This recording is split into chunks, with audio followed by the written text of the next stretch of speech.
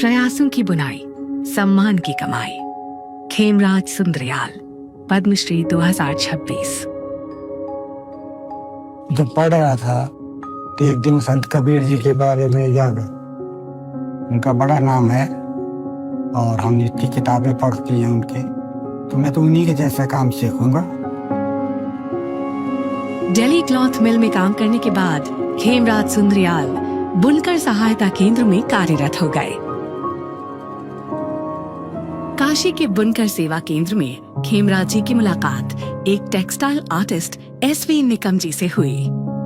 उन्होंने इनकी प्रतिभा को पहचानकर इन्हें केंद्र से लौटने के बाद आर्टिस्ट लोगों के लिए टैपेस्ट्री बनाने की सलाह दी। इसी दौरान खेमराज सुंदरयाल बुनकर सेवा केंद्र की पानीपत शाखा में आ गए और जल्द ही देश के कई सुप्रसिद्ध कलाकारों के लिए टैपेस्ट्री बुनने लगे। जामदानी तकनीक पर खेमराज जी की पकड़ देखते ही बनती थी और साथ ही उन्होंने हत्ता तकनीक और पॉलिएस्टर की बुनाई भी शुरू कर दी। अपनी इसी लगन से उन्होंने पानीपत की दरी और खेस को एक बार फिर से प्रसिद्ध कर दिया।